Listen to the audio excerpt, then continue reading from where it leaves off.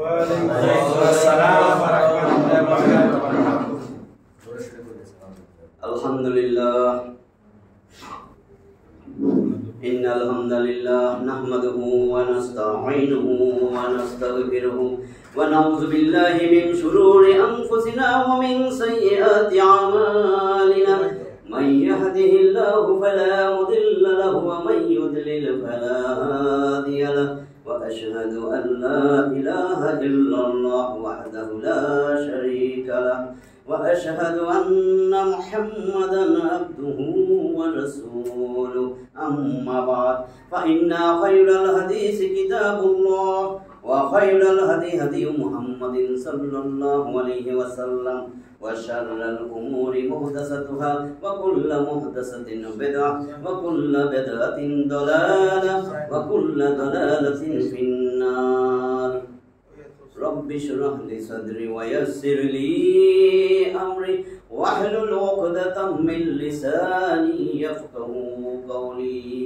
الحمد لله الذي هدانا لهذا وما كنا لنهتدي لولا أن هدانا الله সম্মানিত উপস্থিতি, আল্লাহ তাআলার অশেষ মেহেরবানি যে আল্লাহ তাআলা শত শত মানুষের মধ্যে আমাদেরকে, আপনারে আমারে আমার মা বোনদেরকে, যাদেরকে আল্লাহ বাছাই করে আনছেন আল্লাহর ঘর,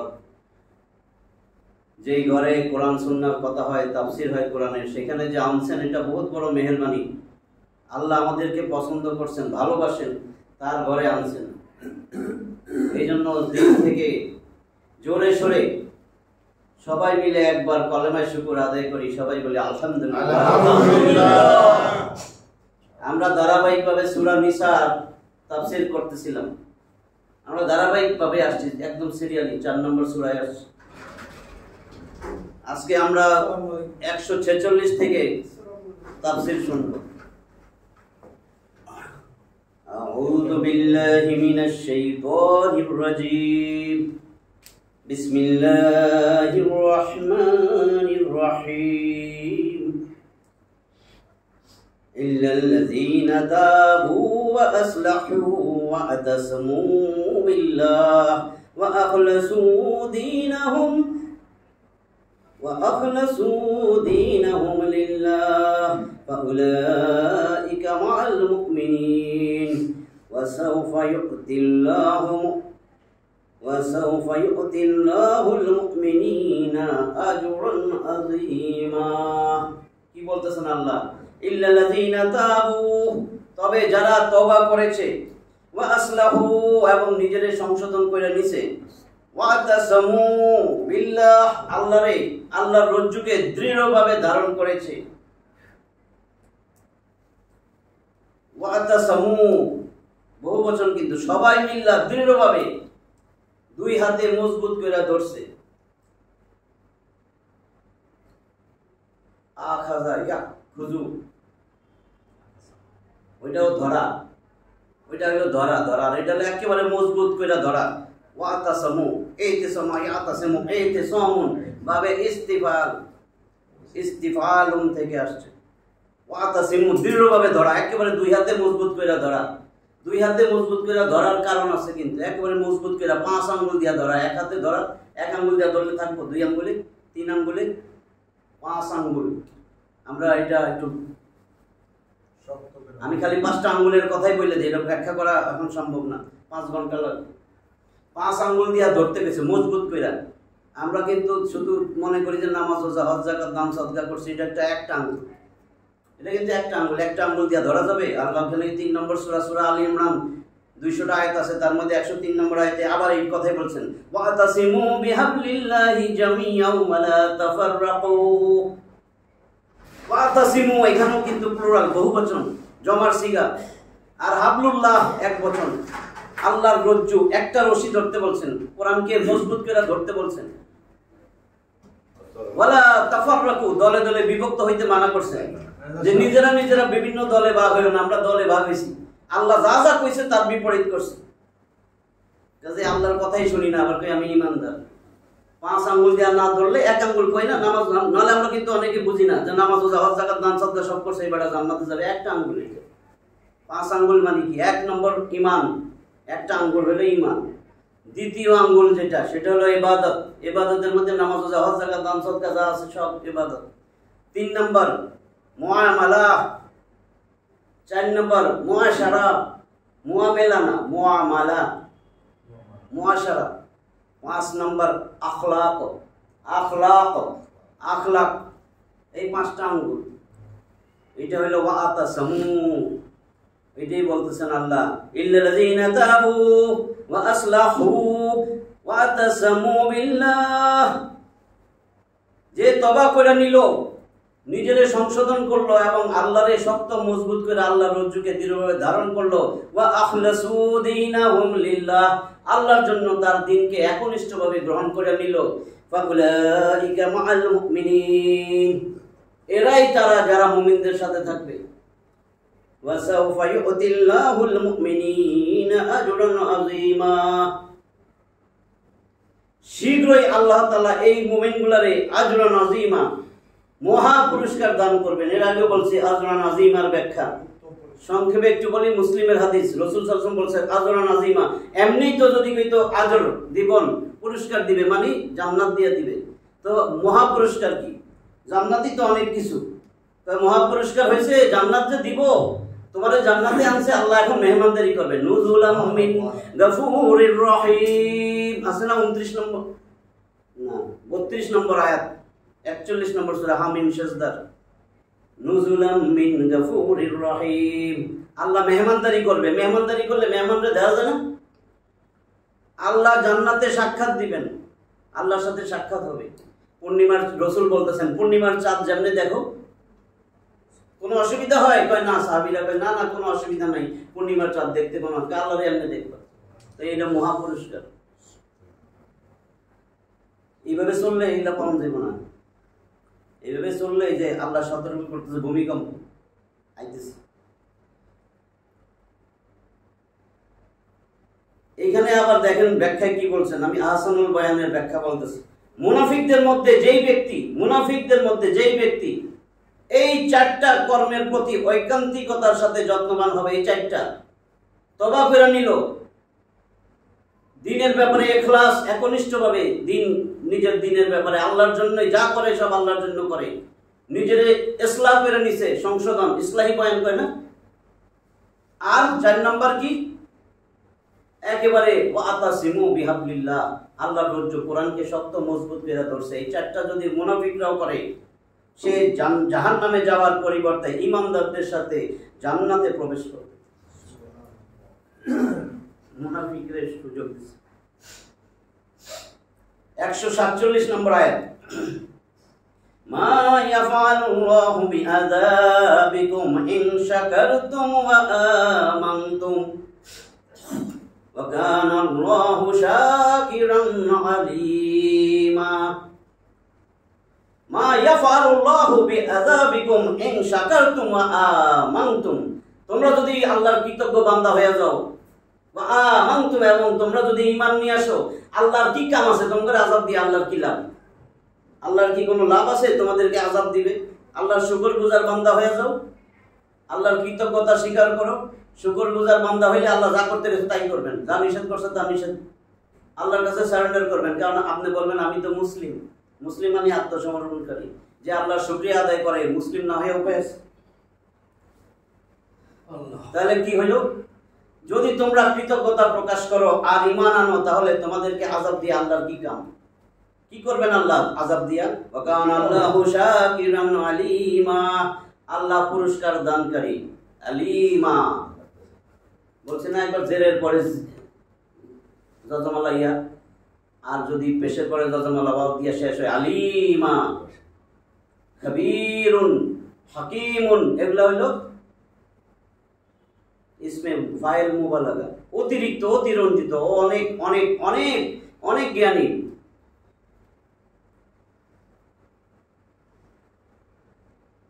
যে তার আল্লাহর কৃতজ্ঞতা প্রকাশ করবে তিনি তার মূল্যায়ন করবেন, যে অন্তর থেকে ঈমান আনবে তিনি তাকে জেনে নেবেন এবং সেই অনুযায়ী তাকে উত্তম প্রতিদান দিবেন। আল্লাহ জানে না আপনি আল্লাহরে কেমন ভাবে মানছেন? 148 নম্বর আয়াত, লা ইউহিব্বুল্লাহুল জাহরা বিসসুই মিনাল কাউল ইল্লা মান যুলিমা ওয়া কানা আল্লাহু সামিআন আলিমা। প্রত্যেকটাই দেখেন মুবালাগা, সামিআন আলিমান, আমার আর আপনার মতন শুনে না, এটা হলো সবচেয়ে বেশি শুনে, সবচেয়ে এর উপরে আর কেউ শুনতে পারে না, শোনার ক্ষমতা এর উপরে আর কারো জ্ঞান নাই। আলিম, এত বেশি কেউ জানে না। লা ইউহিব্বুল্লাহুল জাহরা বিসসু, মন্দ কথার প্রচার আল্লাহ পছন্দ করে না। একটা মন্দ কথা এটা প্রচার করবেন, এটা আল্লাহ পছন্দ করে না। লা ইউহিব্বুল্লাহুল জাহরা বিসসুই, ওই যে সু, ওলামায়ে সু ওদিন কইছিলাম না, সু মানে মন্দ, মিনাল কাউল, কথা ও কাজে, মন্দ কাজের প্রচারণা, এগুলো আল্লাহ পছন্দ করে না। ইল্লা মান যুলিমা, তবে কারো উপর জুলুম করা হলে সেটা ভিন্ন কথা। একটা জালেম এই সমাজে আছে, জালেমেরটা ভিন্ন কথা, জালেমেরটা আরো তাড়াতাড়ি বলবেন, যাতে জালেম অন্তত ঠিক হয় যে আমারে তো সবাই জালেম হিসাবে চিনতেছে এবং নিজেও যেন তওবা করে। জালেমের কথা ভিন্ন। ওয়া কানা আল্লাহু সামিআন আলিমা, আর আল্লাহ হচ্ছেন সর্বশ্রোতা, সর্বজ্ঞ। ব্যাখ্যায় কি লেখছে দেখেন, কারো মধ্যে যদি কোনো ত্রুটি পরিলক্ষিত হয়, কোনো দোষ, তাহলে তার প্রকাশ্যে সমালোচনা না করার প্রতি শরীয়তে খুব গুরুত্ব আরোপ করা হয়েছে, বরং তাকে নির্জনে বুঝাতে বলা হয়েছে। কিন্তু যদি ধর্মীয় কোনো কল্যাণ থাকে, ধর্মীয় কল্যাণ, আর কোনো কল্যাণ আল্লাহর কাছে কোনো দাম নাই, কিন্তু যদি কোনো ধর্মীয় কল্যাণ থাকে তাহলে প্রকাশ্যে সমালোচনা করার কোনো অসুবিধা নাই। এমনিভাবে জনসম্মুখে প্রকাশ্যে কোনো কুকর্ম করা নিতান্তই অপছন্দনীয়। জনসম্মুখে কর্ম করা এটা তো অপছন্দনীয়। একে তো কুকর্মে লিপ্ত হওয়াটাই নিষিদ্ধ, যদিও তা পর্দার অন্তরালে হয়, তার উপর সেটা জনসম্মুখে প্রকাশ্যে করা অতিরিক্ত আরো একটা অপরাধ, আর তার জন্য ওই কুকর্মের অপরাধ দ্বিগুণ হতে পারে। উক্ত দুই ধরনের অপরাধের কথা এই আয়াতে উল্লেখিত হয়েছে। এই অপরাধের জন্য আল্লাহ সতর্ক করে। ভূমিকম্প, হ্যাঁ প্রাকৃতিক দুর্যোগ, প্রাকৃতিক দুর্যোগ না, আল্লাহ বলে নাই। 41 নম্বর সূরা, 30 নম্বর সূরা, রোমান জাতি, 60টা আয়াতের এই সূরার 41 নম্বর আয়াত। এটা অনেকবার শুনছেন করোনার সময়, এখন ভুলে গেছি। যাহারাল ফাসাদু ফিল বাররি ওয়াল বাহরি বিমা কাসাবাত আইদিন নাস লিউযীকাহুম বাদাল্লাযী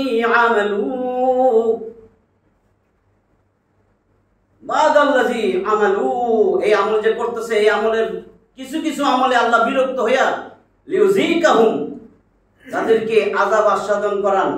কেন করান? যাতে করে তারা ফিরে আসে। আগে কি কইছে? যাহারাল ফাসাদু ফিল বাররি ওয়াল বাহর, জলে স্থলে, সমুদ্রের মধ্যে বিভিন্ন যানবাহন চলাচল করে না, ব্যবসা বাণিজ্য করে না, স্থলে আমরা চাকরি বাকরি করতেছি, আমরা রিজিক অন্বেষণ করি, ঘর বাড়ি বানাইতেছি, এখানে যত বিপর্যয়, মারামারি, কাটাকাটি, জেনা বেবিচার, জমিনের উপরে যত বিপর্যয় যা আসতেছে, আমাদের আযাব গজব, ভূমিকম্প, আমরা তো মনে করতেছি সমতল কার্পেট বিছাই দিছে। আল্লাহ তো কার্পেট বিছাই দিছে ভূমির উপরে সমতল, এর নিচে যে আগ্নেয়গিরি, আল্লাহ দেখায় না আমাদের এখন যে সতর্ক হও, সতর্ক হও। আমরা যাতে ফিরে আসি সেই জন্য মাঝে মাঝে আল্লাহ আযাব দেন। এই যে আযাব গজব যেগুলো আসতেছে, এই আযাব গজব দিতেছেন আমরা যেন ফিরে আসি। ওই দেখেন এখানে ওইটাই বলতেছেন, আর তার জন্য ওই কুকর্মের অপরাধ দ্বিগুণ হতে পারে। উক্ত দুই ধরনের অপরাধের কথা এই আয়াতে উল্লেখিত হয়েছে, আর তাতে এটাও বলা হয়েছে যে কারো কৃত বা অকৃত অপরাধের কারণে তাকে প্রকাশ্যে ভর্ৎসনা করো না। অবশ্য জালেমের জুলুমের কথা জনসম্মুখে বর্ণনা করার ব্যাপারটা ব্যতিক্রম। জালেমের জুলুমের কথা প্রকাশ্যে ব্যক্ত করার মাঝে কয়েকটা মঙ্গল নিহিত আছে, যেমন সম্ভবত সে জুলুম করা থেকে বিরত হতে পারে, অথবা সে আত্মশুদ্ধির চেষ্টা করবে। দ্বিতীয়ত, লোকে তার ব্যাপারে সাবধান ও সতর্ক থাকবে। হাদিসে বর্ণিত হয়েছে যে একজন লোক রাসূল সাল্লাল্লাহু আলাইহি ওয়াসাল্লামের দরবারে উপস্থিত হয়ে বলল, আমার প্রতিবেশী আমাকে কষ্ট দেয়। রাসূল সাল্লাল্লাহু আলাইহি ওয়াসাল্লাম তাকে বললেন, তুমি ঘরের জিনিসপত্র বাহির করে রাস্তার উপরে রাখা দাও। ঘরের জিনিস, আলমারি, টেবিল, চেয়ার যা আছে এগুলো নিয়ে তুমি রাস্তাতে রাখা দাও। লোকটা তাই করলো। তারপর যেই রাস্তা দিয়া পার হয়ে যায়, যেই রাস্তা দিয়া যায়, সেই তার কারণ জিজ্ঞাসা করে, এগুলো বাইরে রাখছো কেন? আর সে প্রতিবেশীর অত্যাচারের কথা বলতেই প্রত্যেকেই তাকে অভিশাপ দেয়। ওই বেটারে যার যে কষ্ট দিত প্রতিবেশী এই পরিস্থিতি দেখে নিজের ভুল স্বীকার করলো, সবাই তো জানতেছে, এবং ভবিষ্যতে আর কোনোদিন কষ্ট দিবে না বলে প্রতিজ্ঞাবদ্ধ হলো। আর প্রতিবেশীকে নিজের জিনিসপত্রগুলা ঘরে নিয়ে যাওয়ার অনুরোধ করলো। আবু দাউদ আদব অধ্যায়, সুনানে আবু দাউদ আদব অধ্যায়ের মধ্যে আছে 149 নম্বর আয়াত। ইন তুবদু খায়রা, ইন তুবদু খায়রা, যদি তোমরা প্রকাশ্যে কোনো কল্যাণ করো, আও তুকফুহু, অথবা সেটা গোপনে করো, আও অথবা তাফু আনসু,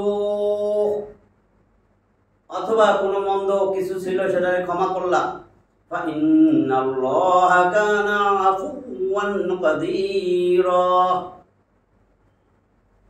তাহলে আল্লাহ তাআলা নিশ্চয়ই আল্লাহ ক্ষমাশীল ক্ষমতাবান। যদি তোমরা ভালো কিছু প্রকাশ করো কিংবা গোপন করো অথবা মন্দ ক্ষমা করে দাও, তবে নিশ্চয়ই আল্লাহ ক্ষমাশীল ক্ষমতাবান। আপনিও ক্ষমা করছেন, আল্লাহ তো ক্ষমতাবান।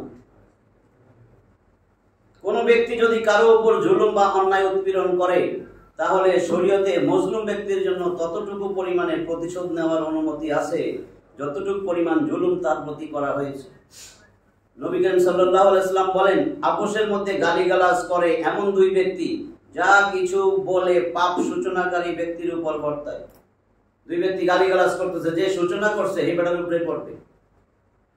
যদি না অত্যাচারিত ব্যক্তি, অর্থাৎ যাকে প্রথমে গালি দেওয়া হয়েছে এবং প্রতিশোধে সেও গালি দিয়েছে, যদি সে গালি না দিত, অথবা যাকে প্রথমে গালি দেওয়া হয়েছে এবং প্রতিশোধে সেও গালি দিয়েছে, সে সীমা লঙ্ঘন করে।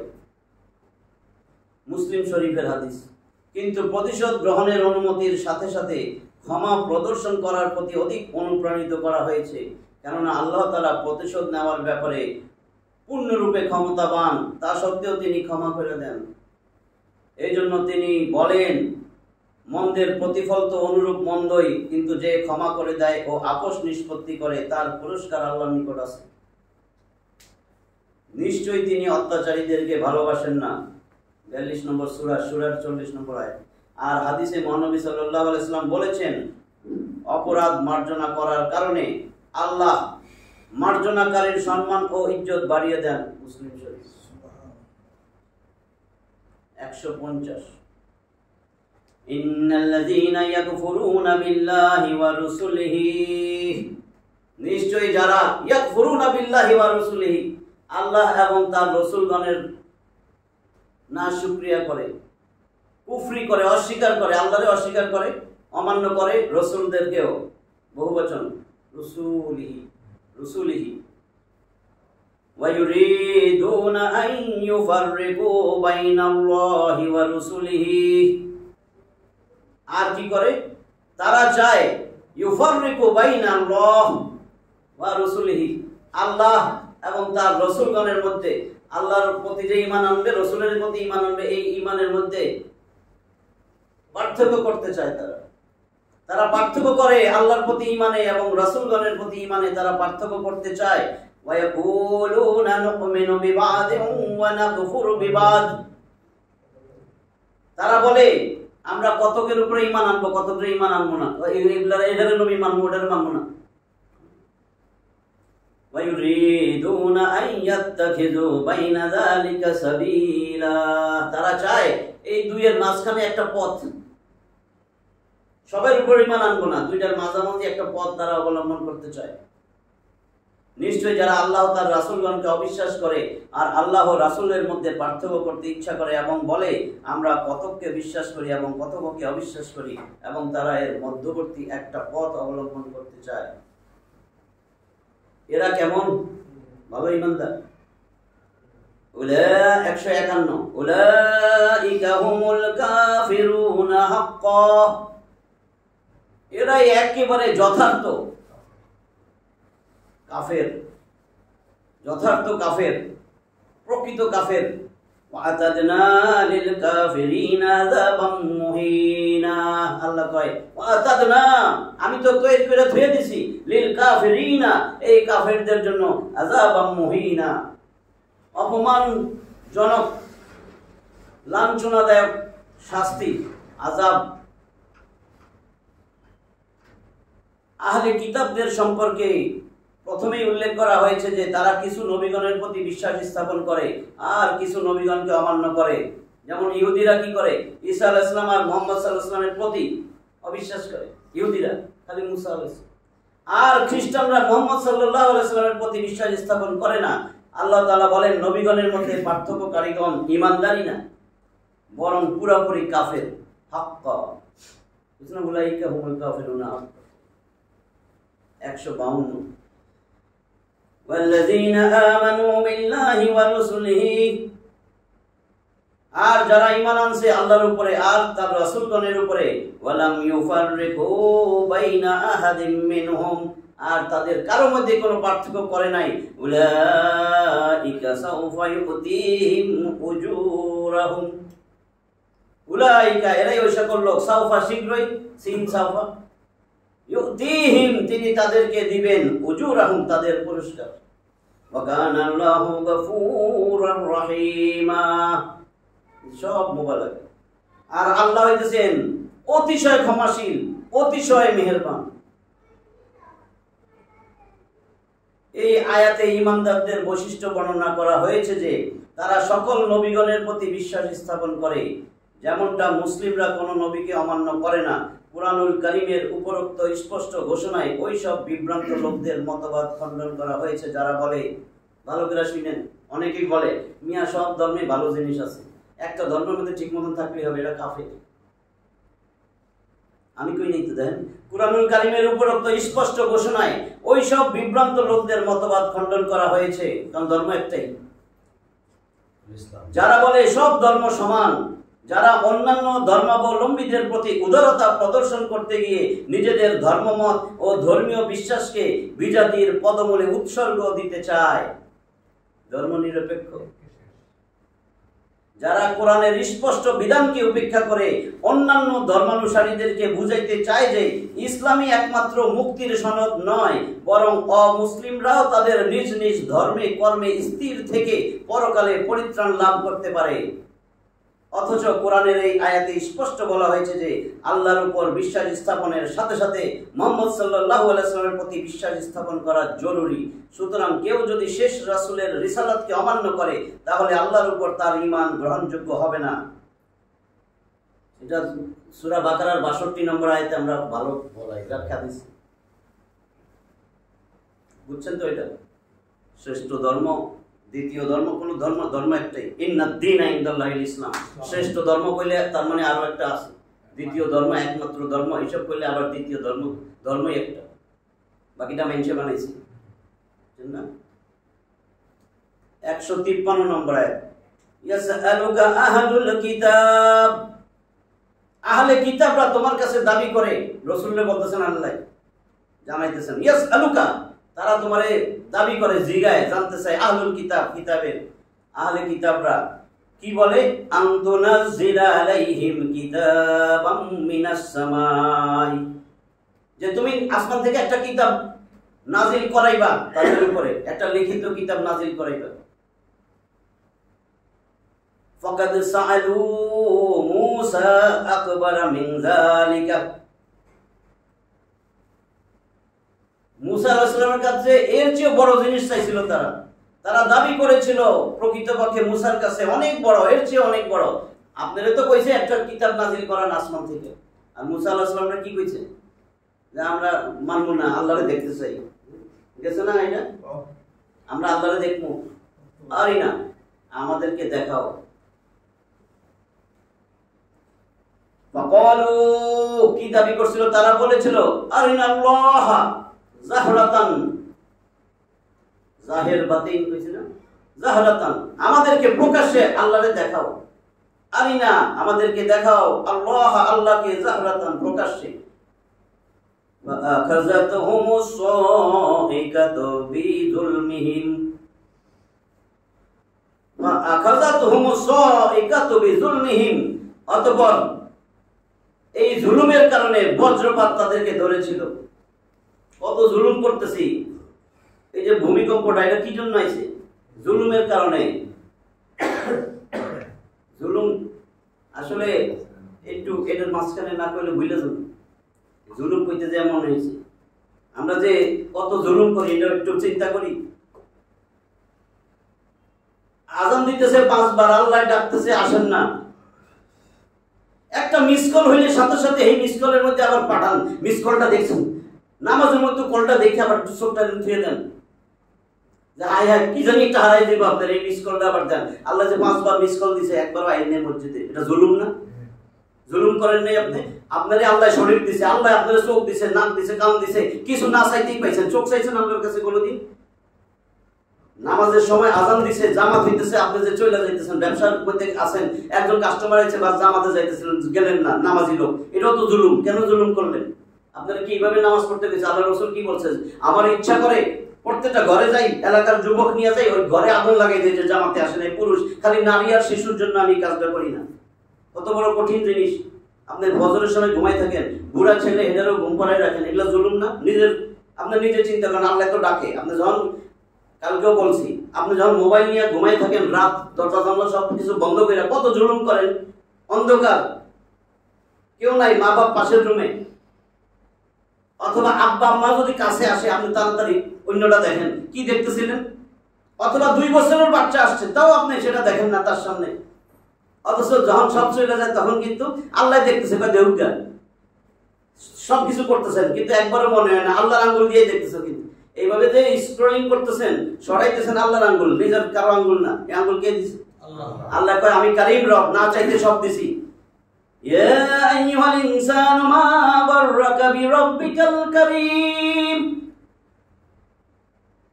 আল্লাযী খালাকাকা ফাসাওয়াকা ফাআদালাক ফি আইয়ি সূরাতিন মা শাআ রাক্কাবাক। আল্লাহ ডাক দেন, ওই বান্দা, ওই বান্দা, ওই আব্দুর রহিম, ও আব্দুল করিম, ও আব্দুল সাত্তার, কি করস, কি করস, কি করস? কে তোরে আমি এই কারীম রব থেকে গাফিল করে রাখছে? তুই তো আমার কাছে কিচ্ছু চাস নাই, চোখ চাস নাই, নাক চাস নাই, হাত চাস নাই, পাও চাস নাই, কিডনি, লিভার, ফুসফুস, ব্রেন কিচ্ছু চাস নাই। আমি সব দিছি, আমি সব দিছি। আমি তোরে এত সুন্দর হাত পা চোখ কান যে জায়গায় সেট করার, আমি এত সুন্দর সুসামঞ্জস্য সুঠাম শরীর করে দিছি। আমি নিজে পছন্দ করে তোরে এই আকৃতি, এই চেহারা দিছি। ও বান্দা, কেমন করে আমারে ভুলে গেলি? আল্লাহ ডাকতে থাকে। যখন খারাপ কাজ করেন একটা বার যদি মনে হইতো, এই জন্য আল্লাহ আযাব গজব দিয়া কয়, বান্দারে কিরে আমার জমিন কাঁপাই আমি দিছি, তারপর কস প্রাকৃতিক দুর্যোগ, প্রাকৃতিক দুর্যোগ। তোর মুখ দিয়ে এগুলি বাইর হয়, আমি তো তোরে সতর্ক করতেছি। তাবারাকাল্লাযী বিয়াদিহিল মুলক ওয়া হুয়া আলা কুল্লি শাইইন কাদির। তাবারাকাল্লাযী বিয়াদিহিল মুলক,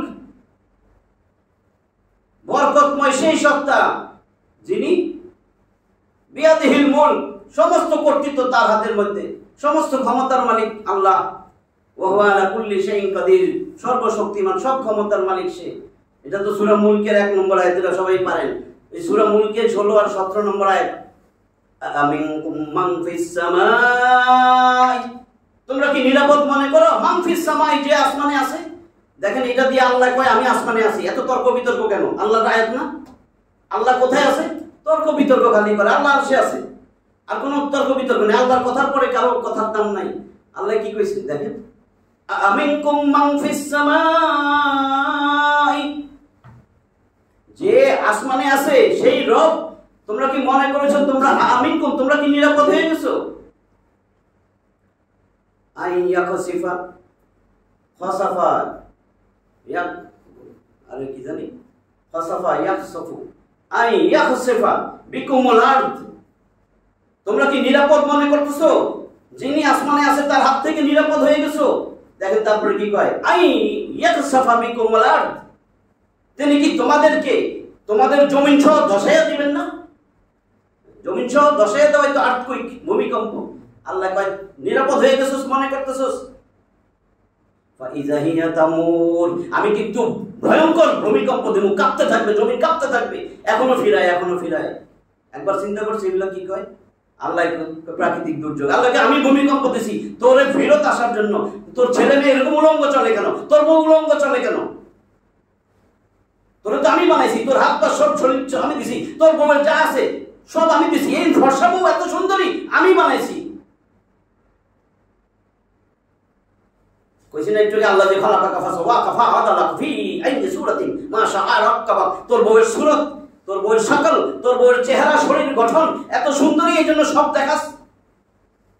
তোর বউ চুল ছেড়ে ছেড়ে চলে যায়, জিন্সের প্যান্ট পরে আস, তোর একবারও শরম করে না যে এই যে তাফসিরে শুনছি, হাই হাই এই তো ডাক্তার সাহেব ওই হুজুর এরা তো দেখতেছে, হাই হাই কি লাভ হইলো, আমার মুসল্লির বউ তো এমনি দেখতেছে, হাই হাই আমার মুসল্লির মাইটা তো এইভাবে বেরিয়েছে।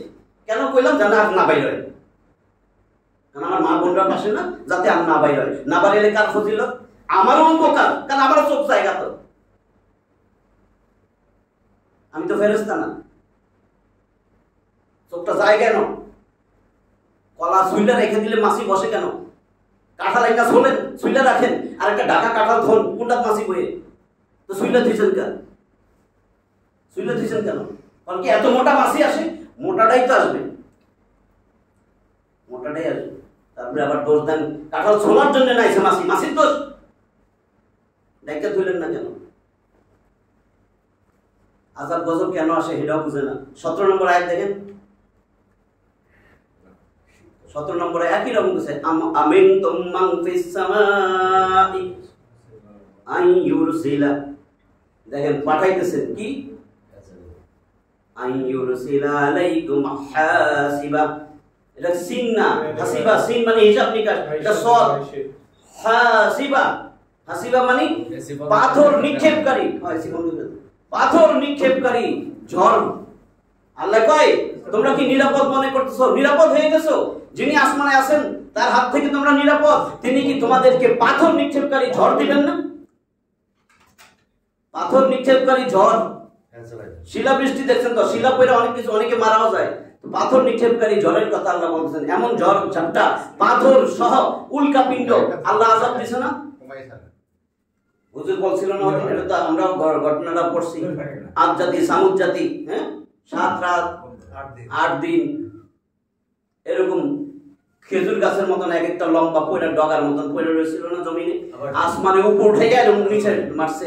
তা আমরা তো সব শেষ হয়ে যেতাম। একটু চিন্তা করেন, ওই দিন যদি আর পুরো 1 মিনিট রাখতো, থাকতো নি পুরো বিল্ডিং, সব শেষ হয়ে যেতাম না?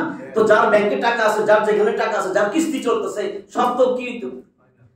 তো এখন মনে হয় না, তখন যদি আল্লাহ কইতে মরে যেতেছেন, তোর যে এত টাকা আছে আমি দান সদকা করে দিব, আনতেন না কেন? ওই সময় যদি আল্লাহ কইতো মরে যেতেছেন, শেষ, আল্লাহ ঘোষণাও দিছে, ফেরেশতাও পাঠাই দিছে, আর কিন্তু তুই 5 মিনিট, তোরে আল্লাহ কইছে আর 5 মিনিট পর তোর জান কবজ করতে, তো বাস শুন আমার সব দান করে দিলেন, আনতেন না কেন? তো ফকির এলো ধাক্কায় বাইর করে দিবেন, কোথাও দান সদকা করতে গেলে করবেন না কেন? ওই সময় যদি মরে যেতেন, আপনার যা যা আছে ব্যাংকে এগুলো সব যাইতো কেন? এগুলা তো গজব আল্লাহ দিতেছে। বলা হইতেছে কি, এগুলা কি জন্য বলছে? এই জন্য রাসূল সাল্লাল্লাহু আলাইহি ওয়াসাল্লাম শিখাইছেন, এটা কিন্তু দোয়ার একটা অংশ, মুসলিমের হাদিস, সুনানে আবু দাউদের হাদিস এবং সমস্ত সহিহ আরো কিছু কিতাবে আছে যে এরকম ভূমিকম্প এগুলা হলো আল্লাহর আযাব, আল্লাহর গজব, আল্লাহর সতর্কবাণী। এরকম আযাব, গজব, শাস্তি, আপদ বিপদ এই সময় পড়ার জন্য সবাই পড়েন আমার সাথে, আল্লাহুম্মা ইন্নী আউযু বিওয়াজহিক, হে আল্লাহ ইন্নী নিশ্চয় আমি আউযু আশ্রয় চাই বিওয়াজহিকা, আল্লাহর মুখমণ্ডলের কাছে। আল্লাহর মুখমণ্ডল মানে আল্লাহ সেই মহান সত্তা, সেই মহা শক্তিশালী, মহা ক্ষমতাধর আল্লাহ, তোমার কাছে আমি আশ্রয় চাই। এটা পড়তে বলছে রাসূল, যে যখন কোনো আযাব গজব প্রাকৃতিক দুর্যোগ, তোমরা কও যে তোমাদের মধ্যে মহামারী যখন আসে, তোমাদের মধ্যে যখন বন্যা আসে, তোমাদের মধ্যে যখন এরকম ভূমিকম্প আসে, তোমাদের মধ্যে যখন এরকম পাথর বৃষ্টি, শিলা বৃষ্টি, এই আযাব গজব, তখন এই ছোট্ট দোয়া এটা পড়ো। এটা মুখস্থ করতে কতক্ষণ লাগবে? আল্লাহুম্মা সবাই জানেন, হে আল্লাহ, ভাই এই ব্যাপারওয়ালা, এই মুরগিওয়ালা, এই কলাওয়ালা ডাকেন না? হ্যাঁ, এটা ডাকেন তুমি, ইয়া আল্লাহ, আল্লাহুম্মা মানে আল্লাহ, ইন্নী মানে নিশ্চয় আমি, ইন্নীটাও যদি কঠিন লাগে বাদ, আউযু বিল্লাহ বলেন না, তাহলে আল্লাহুম্মা হে আল্লাহ, আউযু আমি আশ্রয় চাই, বিওয়াজহিক শেষ, ইন্নীও কইলেন না, জান আল্লাহুম্মা আউযু বিওয়াজহিক, আল্লাহ আমি তোমার কাছে আশ্রয় চাই। আশ্রয় কে দিব? আপনাদের বিল্ডিং কাইপা পড়ে যাচ্ছে, কে আশ্রয় দিতে পারতো, কে বাঁচাইতে পারতো? কেউ জানে না কোথায় তার মৃত্যু। 5টা জিনিস একমাত্র আল্লাহর কাছে আছে। এই 5টা জিনিসের কথা আল্লাহ কাউকে জানতে দেন নাই।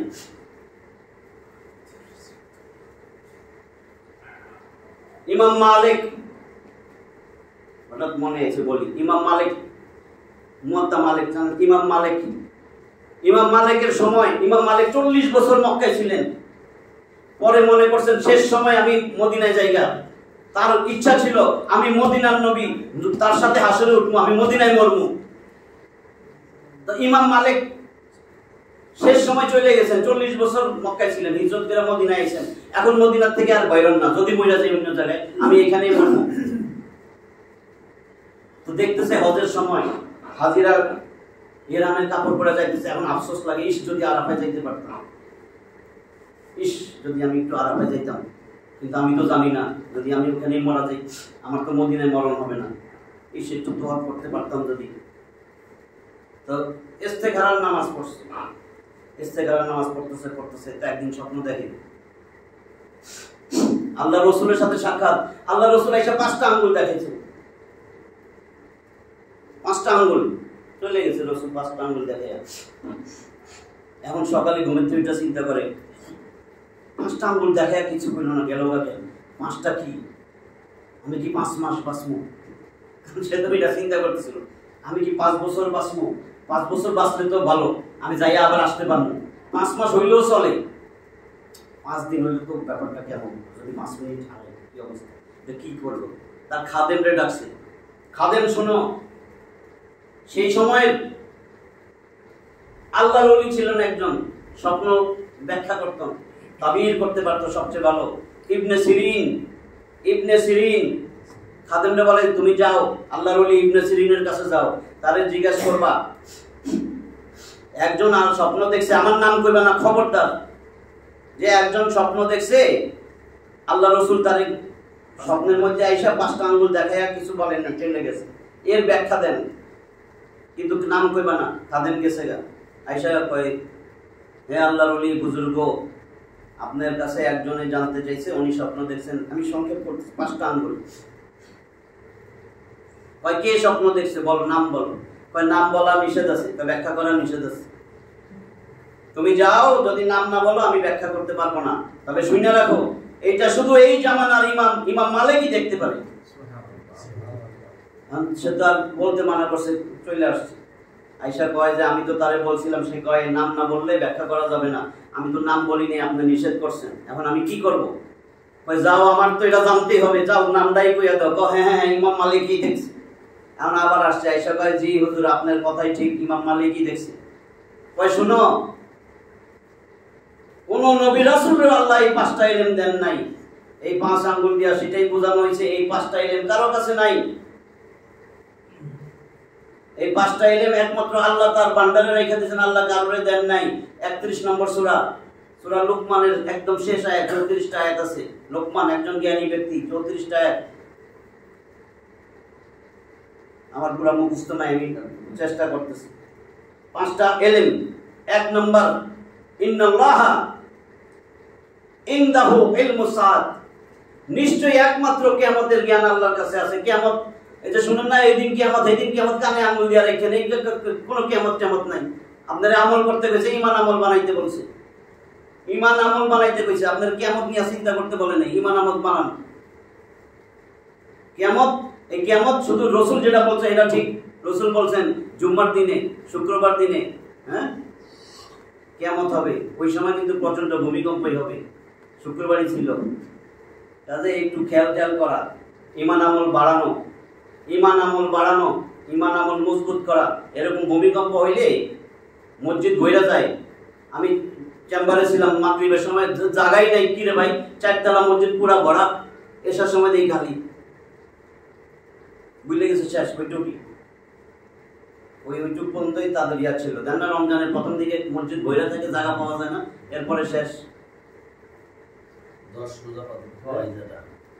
এরকম মুসল্লি কিন্তু আল্লাহ চাই নাই, নিয়মিত মুসল্লি চাইছে, নিয়মিত। যেটা বলতেছিলাম 1 নম্বর গেছে এইটা। ওয়া ইউনাজ্জিলুল গাইস, কখন কোথায় বৃষ্টি হবে। নাহলে এখন মনে হবে কি আবহাওয়া অফিস তো কইতে পারে, শিওর হয় না কোনো সময়। আবহাওয়া আল্লাহ যদি এখন যদি আবহাওয়া কয় এখানে বৃষ্টি হবে, আল্লাহ মেঘটা ঝরাই দিব, সব আল্লাহর ইশারায় হইতেছে। 3 নাম্বার ওয়া ইয়ালামু মা ফিল আরহাম, মায়ের জ্বরের মধ্যে গর্ভাশয়ের মধ্যে কি আছে একমাত্র আল্লাহ জানে। নাহলে যেমন আল্লাহ সালাম দিয়ে তো কম যায়, আল্লাহ সালাম দিয়ে কখন কয় যখন আল্লাহ রেডি করে দেয়। আল্লাহ সালাম দিয়ে কখন কয় যখন বিয়ে হয়েছে হেসুম কোন যে এই স্বামী স্ত্রীর মধ্যে থেকে কি হবে। যখন আপনার শুক্রাণু আপনার জ্বরের মধ্যে যাইতেছে, শুক্রাণুর ডিম্বাণু মিলবে, এখন কোন কারো পক্ষে সম্ভব না। আল্লাহ তো সব ঠিক করে ধুয়ে দিচ্ছেন, ফেরেশতায় জিগায় 120 দিনের সময়, বুঝছেন তো। আল্লাহ সব জানেন যে এই আপনার বিয়ে হয়নি এখনো, আপনারা কি দিবেন আল্লাহ জানেন না। আপনারা একটা ছেলে দিবে একটা মেয়ে দিবে, নাকি আপনারা বন্ধা রাখবে, না আপনারা সব মাইনা দিবে। আপনার 13টা মেয়ে, আপনার ফাইট করতে করতে করতে করতে করতে করতে 13টা মেয়ে হয়েছেন, স্টপ হয়েছেন, কারণ আপনার আল্লাহ জানেন যে তোরে আমি তো মেয়েই দিব, ছেলে দিব না, তুই যত চেষ্টা করছ, বা তোরে আমি বন্ধা রাখবো, বুঝছেন তো। তারপরে ওয়ামা তাদরি নাফসুম মাযা, ওয়ামা তাদরি নাফসুম মাযা বিআই আরদিন কাম, না ওটা তো পরে ওই যে রিজিক। ওয়ামা তাদরি নাফসুম মাযা তাকসিবু গাদান, মাযা তাকসিবু গাদান, যে কেউ জানে না আগামী দিন সে কি উপার্জন করবে, কি খাইবো না খাইবো, কোথায় তার রিজিক। আপনি ভাত মা খাইতেছেন, এমন খবর আছে ভাত একটাও খাইতে পারেন, আরেক জায়গায় যায় খাইছেন, আসে না। ওয়ামা তাদরি নাফসুম বিআইয়ি আরদিন তামুত, কেউ জানে না কোথায় তার মৃত্যু হবে।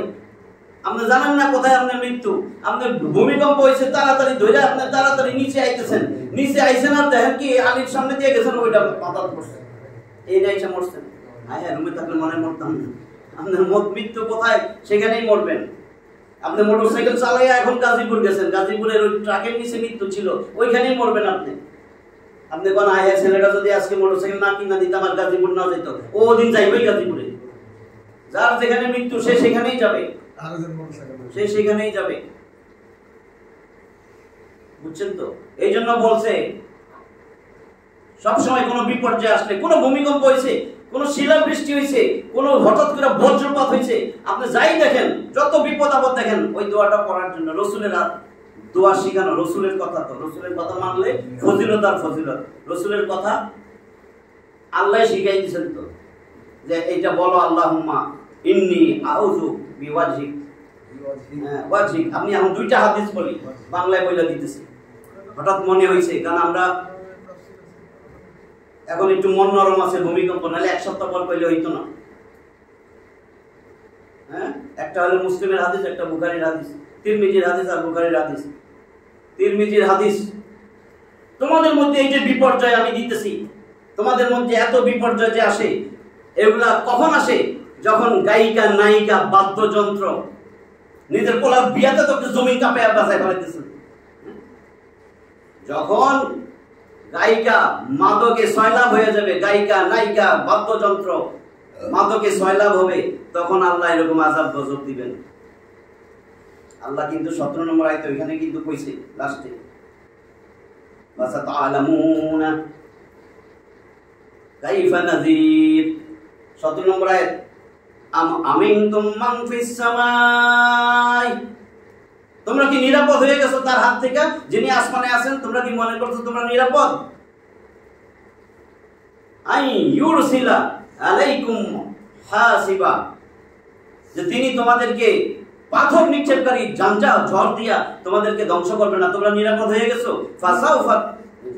ফাসাতালামুনা কাইফা নাযির, আমি তো তোমাদেরকে সতর্ক করতেছি, এই ব্যাপারে তোমাদেরকে সতর্ক করতেছি, সতর্ক দিতেছেন আল্লাহ। আমি ভূমিকম্প দিয়া তোমাদের সতর্ক করতেছি, এখনো আমার কাছে ফিরে আসো, এখনো আমার পথে ফিরে আসো।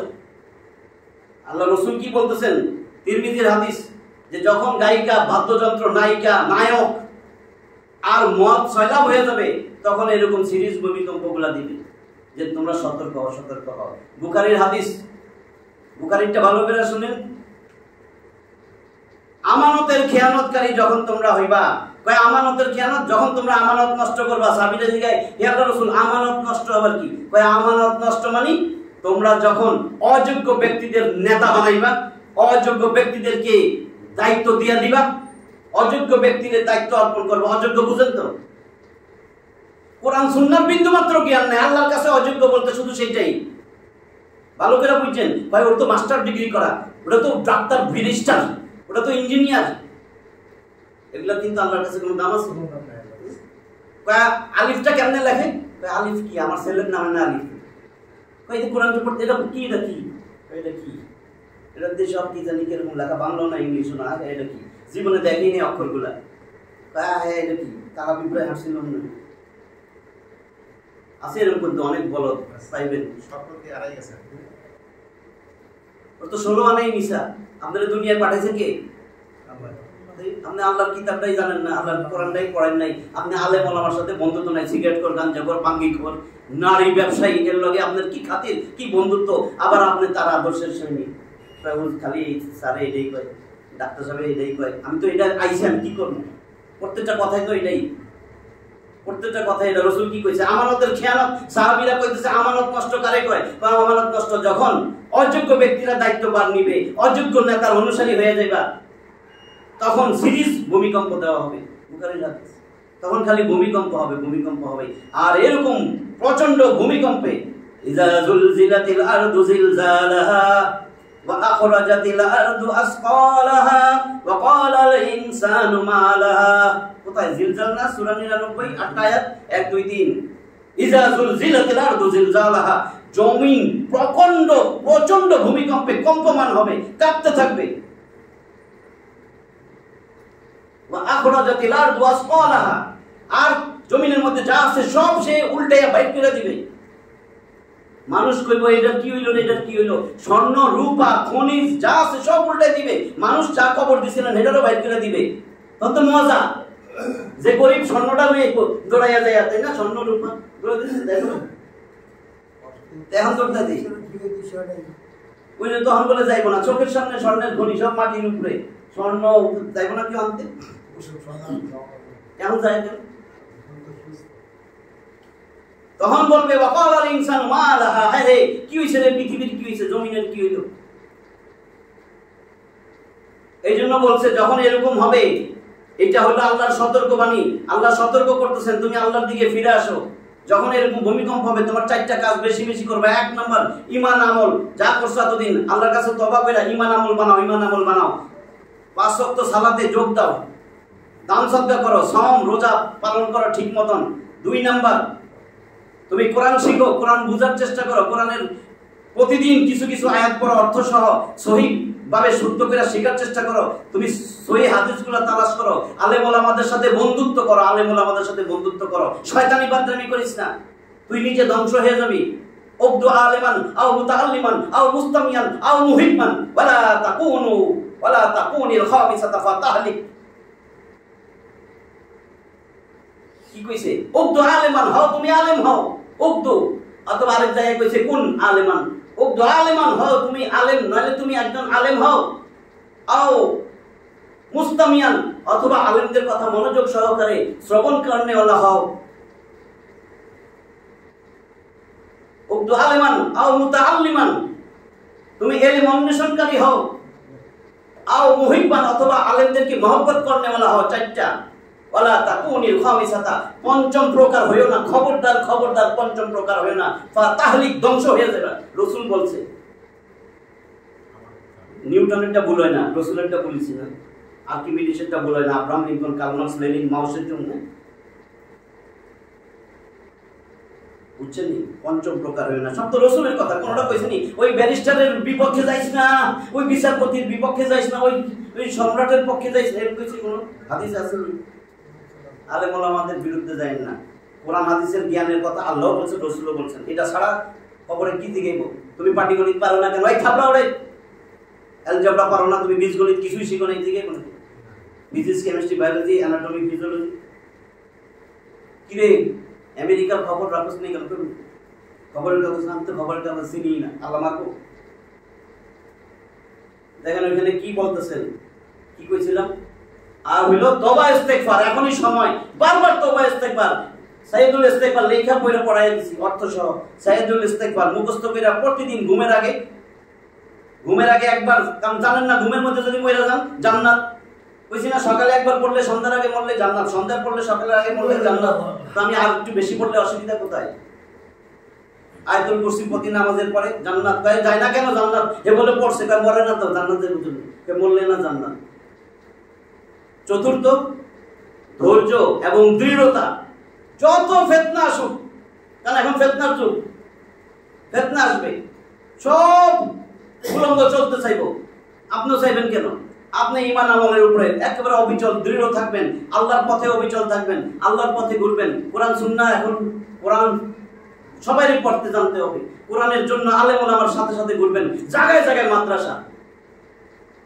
মিথ্যা তো কেউ তো লাভ নাই, কত মাদ্রাসার ছেলে পেলে, আপনার তো অনেক সুযোগ, এখন তো দূরে যাইতে হয় না। তারপরেও শিখার কোনো আগ্রহ যদি না থাকে, একটা ভূমিকম্প পাইলে মনটা নরম হয়, এরপরে এক সপ্তাহ পরে মা আবার সেই শিখি। কাজে আমরা সবাই এখন উচিত যে না, আমার ঈমান আমল বানাইতে হবে। আগে যে এক ওয়াক্ত পড়ছি, 2 ওয়াক্ত, 5 ওয়াক্ত আল্লাহর কাছে প্রতিজ্ঞা করলাম, আল্লাহ আর নামাজ ছাড়বো না, আল্লাহ নামাজ ছাড়বো না, আল্লাহ নামাজ ছাড়বো না। যতবার প্রত্যেকদিন নিজের গুনার কথা সবাই জানে, এই গুনার কথা আল্লাহর কাছে তওবা করে এক ফোঁটা চোখের পানি পড়লেই, বলছি না, এক ফোঁটা চোখের পানি, আপনার গুনাহ যখন আপনি কইবেন আল্লাহ কেন করছিলাম এই গুনাহ, আপনার পাপের যে ঢঙ্গা আছে, যে বস্তা লিক হয়ে যাবে, ছিদ্র হয়ে যাবে, ছিদ্র হয়ে গুনাহ পড়বে, চোখের এক ফোঁটা পানি পড়বে, সব গুনাহ পটলা ফাটাটা বড় হবে, পটলা ফাইটা যাবে। যদি দেবেন ইস কি করলাম, ইস ইস কইছেন, আপনার গুনার পটলা ফাইটা যাবে, ফাইটা এই ছিদ্র দিয়ে এখন গুনাহ ঝরতে থাকবে। চোখের এক ফোঁটা পানি খালি পড়বে আর গুনার পটলা পুরাটাই ছিঁড়া, সব গুনাহ তো চলেই যাবে। এই যে এখন গুনার পরে এইবার যে খালি কইছেন আল্লাহ তওবা করলাম, এই যে একটা নেক আমল, এই একটা নেক আমলের সুইচে যখন টিপ পড়বে, সমস্ত গুনাহ, 1 কোটি গুনাহ ছিল 1 কোটি নেক আল্লাহ দিয়ে দিবেন। কারণ আল্লাহর ওয়াদা 25 নম্বর সূরা ফুরকানের, ফুরকান 25 নম্বর সূরা, বারবার কইছি 70 নম্বর আয়াত, ইল্লা মান তাবা ওয়া আমানা ওয়া আমিলা আমালান সালিহান ফাউলাইকা ইউবাদদিলুল্লাহু সাইয়্যাতিহিম হাসানাত ওয়া কানা আল্লাহু গফুরার রহিমা। আল্লাহ কয় যে আমার কাছে তওবা করলো, এরপর ঈমান আনলো, নেক আমল করলো, আমি তার সমস্ত গুনাহ সব আমি ধুইয়া মুছা, আমি সব নেক দিয়া ভরে দিব। আপনি নেক করেনই নাই, নেক করছেন একটা, গুনাহ ছিল 1 কোটি, এখন নেক হইছে 1 কোটি। এখনই সুযোগ, আল্লাহ কিন্তু পরীক্ষা করছেন, যদি এখন পুরো বিল্ডিংটা আবার দেয়, কারণ আজকে আবার গাজীপুরে হয়েছে, কালকে যে হবে না, বা রাত্রে ঘুমের মধ্যে হবে না, তখন কই যাবেন? আপনি 12 তলা 8 তলা 6 তলা থেকে নামতে নামতে তো আপনার আরেকজনের ফ্ল্যাটের ইটও আপনার মাথায় পড়বে। আপনি তো আপনার বাসায় রয়েছেন, আপনার দেওয়ালটা পড়তে, আমি তো সবাই 14টা যতগুলো 36টা বিল্ডিং এর ইট পড়বে, আপনি কোন দিক থেকে নামবেন? কই নামবেন? খালি আপনার দেওয়ালটাই পড়বে আর বাকিটা পড়বে না। যদি পড়ে তা আপনি যদি মরেই যাই, আপনি মরেই যাই। দেখেন একটা 2nd ইয়ারের মেডিকেল স্টুডেন্ট মারা গেছে, মা হাসপাতালে, ছেলেটা মরে গেছে, মা জানেই না। ওই ছেলে জানতো আমি আজকে মরবো, আরেকজন তো বাপের লগে গোস্ত কিনতে গেছে, শুনছেন তো সবই, গোস্ত কিনতে যায় মরছে, বাপ বেটা দুইজনই। তাইলে মৃত্যু কোথায়? কইছে না মৃত্যু, মৃত্যু একদম। আজকে ওই আয়াতটা 153 আমি আয় শেষ করে মৃত্যুর একটা ছোট্ট কাহিনী কয়ে শেষ করে। হ্যাঁ, স্বপ্ন যেটা তাহলে বাসা কি কোন লোক?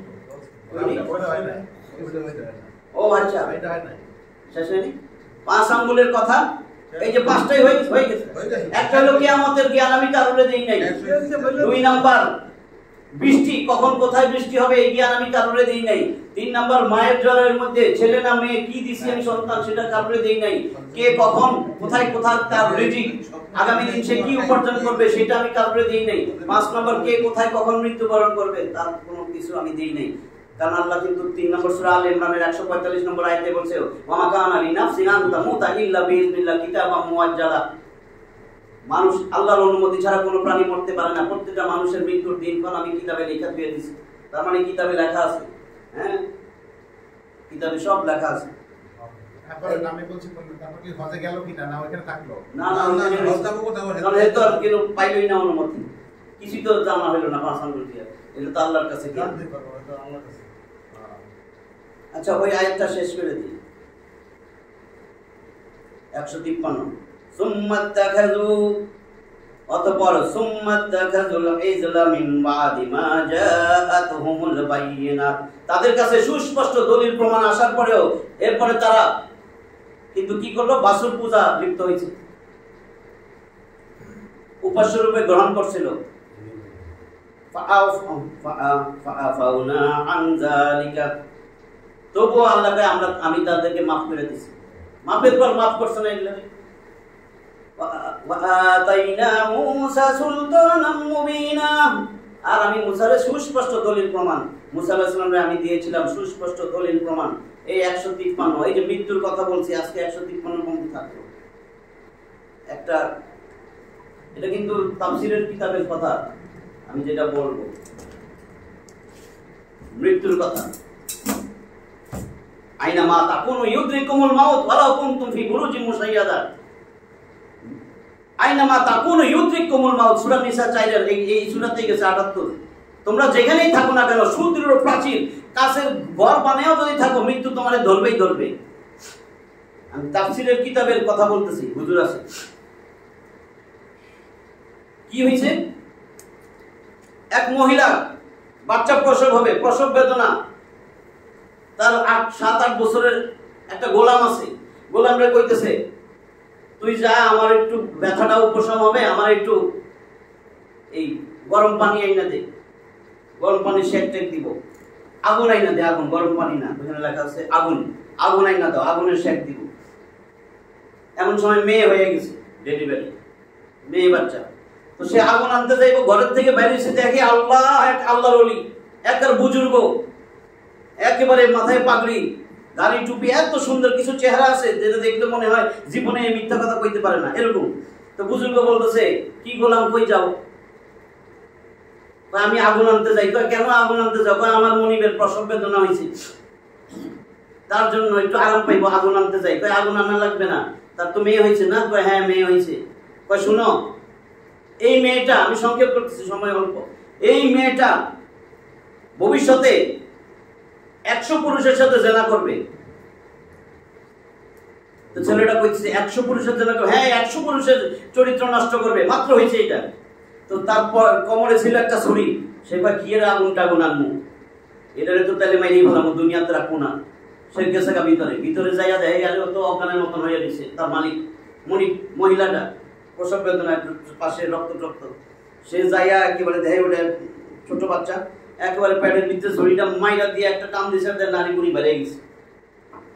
এখন তো ভয় পাইছে, হ্যাঁ তো কি করলাম, এটা কি করলাম, মানুষ কইব কি, চিন্তা করতেছে দাঁড়ায় দাঁড়ায়। মহিলা দেখা ফেলাইছে, চোখ খুলা, মহিলা তো পাশেই শোয়া, মহিলা দিছে চিল্লা নেই, ভয়ে আরো দৌড় দিছে, দৌড়াইয়া যায় চিন্তা করতেছে, মানুষ যদি আমার ধৈরা ফেলায়, আমার তো মারবো, আমি বলবো কি, আজকের বাচ্চা তুই কি বলস, সে 100 ইয়ে করবো, দেখি সাক্ষীটা কই, যায় দেয় বুজুর্গ আর নাই। এখন তো ভয়ে দৌড়াইতেছে, দৌড়াইতে ওই মহল্লা টল, ওই গ্রাম ছাইডা আরেক গ্রাম ছাইডা চলে গেছে অনেক দূর। আস্তে আস্তে অনেক বছর পার হয়ে গেছে, সে অনেক বড় সফল ব্যবসায়ী হয়ে গেছে, অনেক টাকা পয়সা কামাইছে। এখন বাপ মার কাছে টাকা পয়সা পাঠায় যোগাযোগ করে সে বলতেছে, আমি আসবো দেশে, আমার সুন্দরী একটা মেয়ে বিয়ে করাবেন, আমার টাকা পয়সার কোনো অভাব নাই, সুন্দর একটা আমার প্রাসাদ বানাই দিবেন, বানাইছে গ্রামে দেখার মতন। তো সে বিয়ে করবো, সবাই খুব সুন্দরী একটা মেয়ে দেখে তারা বিয়ে করাইছে। বাসর রাতে দেখে কি বউয়ের পেটের মধ্যে বিরাট একটা দাগ। তোমার পেটে এই দাগটা কি? তো মেয়ে কইতেছে, আমি আম্মার কাছে শুনছি, আমাদের একটা গোলাম ছিল, আমি হওয়ার পরে গোলাম আমার পেটে ছুরি মাইরা আমার পেট ভাইরা দিয়া দৌড়াইয়া চলে, মানে পলাইয়া গেছে, আর আমরা খুঁজে পাই নাই। এই গোলামটা আমাদের এই কামটা করছে, আম্মা কোনো উপায় না দেখা কারে ডাকবো কি, আম্মা নিজেই বলে নারী বুড়ি ঢুকে সেলাই সুতা, সুই সুতা দিয়া সেলাই দিছে, আল্লাহ আমারে বাঁচাই দিছে। এবারে তো ভিতরে শুরু হয়ে গেছে। আচ্ছা তোমার আমি একটা কথা বলি, আমি তোমার কাছে, তোমার স্বামী তো আমি তোমার সত্যি বলি, ওই গোলামটা কিন্তু আমি তোমার ছুরি মারছিলাম। কেন মারছিলাম এখন শোনো। এক বুজুর্গ সে বইলে গেছে, তুমি সত্যি কথা বলবা? আপনি আমার কোনোদিন ছাইরা যাইয়েন না। তুমি সত্য যদি বলো, আমি তোমার কোনোদিন ছাইরা যাবো না। তুমি সত্যি কথা বলো, আমি তো তোমার সত্যি বলছি, তুমি সত্যি বলো। ওই বুজুর্গ বলছিল তুমি 100 পুরুষের সাথে জেনা করবা। আমি গণি টনি নাই, তবে 100 তো পার হয়েছি। এটা সত্য। তো সে চিন্তা করছে, তাহলে বুজুর্গর দ্বিতীয় আরেকটা কথা বলে গেছিল, আমি দেখতে চাই সেটা সত্য হয় কিনা, আমি তোমারে ত্যাগ করব না। বুজুর্গ বলে গেছে তোমার মৃত্যুটা হবে একটা মাকড়সার কামড়ে, তোমার মৃত্যুটা একটা মাকড়সার কামড়ে হবে, আমি এটা দেখতে চাই মাকড়সার কামড়ে কেমনে এত বড় একটা মানুষের মৃত্যু হয়। বুজুর্গের একটা কথা যখন সত্য হয়েছে, এখন কয় ঠিক আছে তুমি আমারে, যাতে আমি আর এরকম মাকড়সায় কামড়াইতে না পারে, তোমার তো আল্লাহ টাকা পয়সা অনেক দিছে, আমার এই তুমি যে প্রাসাদ বানাইছো এর উপরে তুমি আমারে খুব সুন্দর করে এমন নিশ্ছিদ্র পোকামাকড়ও ঢুকতে পারবে না এরকম একটা ঘর বানাই দাও, দামি কাচ দিয়ে একেবারে সুন্দর ঘর বানাইছে। আইনা মা তাকুন ইউদ্রিকুমুল মাউত ওয়ালাউ কুনতুম ফি বুরুজিন মুশাইয়াদা, যত কেল্লা বানাও, সুদৃঢ় প্রাচীর বানাও, মৃত্যু তোমার এই সময় মতো নিয়ে যাবে। বুঝছেন তো? তো বানাইছে, বানাইয়া এখন তো ওইখানে থাকতেছে। হঠাৎ একদিন রাত্রে ঘুম ভাঙা যায় না, ঘুম ভাঙছে, লাইট জ্বালিয়ে দেয়, আর কাছের উপরে তো একটা মাকড়সা দেখা যায়, কাছের যে দেওয়াল মাকড়সা দেখা যাইতেছে।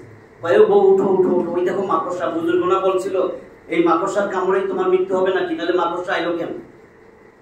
মেয়ে হাসতেছে, কয় ছোটবেলায় কত মাকড়সা লাঠি গুতা দিয়া পিঠে মেরে ফেলেছি, একটা লাঠি লইছে, লাইয়া গুতা দিছে, এটা নিচে পড়ছে। নিচে পড়ার পরে রাগে তুই আমারে মারবি, একেবারে গোড়ালি দিয়া পিষা মারতেছে। তাফসীরের কিতাবে আসছে যখন গোড়ালি দিয়া পিষতেছে তখন ওই মাকড়সার থেকে একটা বিষাক্ত কাটার মতো তার পায়ে দিয়া ঢুকে গেছে। কিছুক্ষণ পরে সে বিষের ব্যথায় মরে গেছে। যেখানেই থাকে মৃত্যু আইসা ধরবে। আপনার আমার মৃত্যু আমাদের কাছে, একেবারে কাছে। বাপ মা এত কাছে না, বলছিলাম না? শ্বশুর শাশুড়ি এত কাছে না, সন্তান এত কাছে না, মৃত্যু আপনার এত কাছে। মৃত্যু এত কাছে, কিন্তু আমরা জানি না, কেউ জানি না মৃত্যু কত কাছে। ওই ছেলে জানতো বাপের লগে মায়ের লগে যে গেছে, ছাদ উপরের থেকে রেলিং কইরা মরে যাবে, ওই যে মেট্রো রেলের যেটা পড়ছে, কিন্তু ভূমিকম্প হয়নি, তো এটা যে মরছে জানতো। কাজেই সবসময় চিন্তা ভাবনা করি যে কোনো সময় মৃত্যু আসবে, আল্লাহর কাছে যাইতে হবে, কি নিয়ে যাবো? মরার সময় যদি কোনো একটা খারাপ কাজ করতে যায় মরেন, মরার সময় যদি একবারে মানে আল্লাহর কোনো চিন্তাই ছিল না, কোনো নামাজও ছেড়ে দিচ্ছেন, ওই দিন যদি আমরা মারা যেতাম, যে ফজরের নামাজ পড়ে নাই, বলেন ফজরের নামাজ পড়ে নাই, কোরআন তো দূরে থাক, কোরআনের কাছে তো যায় না। আমি বলছি প্রতিদিন অন্তত 15টা থেকে নামতে নামতে 2টাই আইছিলাম, নইলে একটা আয়াত পড়া ঘুমান, একটা আয়াত পড়া ঘুমান। প্রতিদিন চেষ্টা করি 15টা আয়াত, কমপক্ষে 15টা আয়াত অর্থ সহ, না পারলে 10টা, নইলে 5টা, নইলে 2টা, শেষ না পারলে অন্তত একটা কোরআনের আয়াত পড়া ঘুমাই। আজকে থেকে প্রতিজ্ঞা করা যায় না, প্রমিস। আল্লাহ আমাদেরকে কোরআন সুন্নাহর উপর আমল করার তৌফিক দেন। যা শুনছি এর উপর যদি আমল না করি, এটা কাফেরের স্বভাব। একবার বলছি, কোরআন শুনছি, তাফসীর শুনছি, কিন্তু এর উপরে আমল না করা এটা কাফেরের স্বভাব। আল্লাহ যেন আমাদেরকে কাফেরের স্বভাবের দিকে দাবিত না করেন, আমরা যেন প্রকৃত ঈমানদার হইতে পারি। আমরা যেন কোরআন সুন্নাহর প্রতি আল্লাহ আমাদের দিলটারে উন্মুক্ত করে দেয়, কোরআন সুন্নাহর প্রতি যেন আসক্ত হয়ে যাই। আল্লাহ যেন আমাদের সেই তৌফিক দান করেন। আখিরু দাওয়ানা আনিল হামদুলিল্লাহি রাব্বিল আলামিন।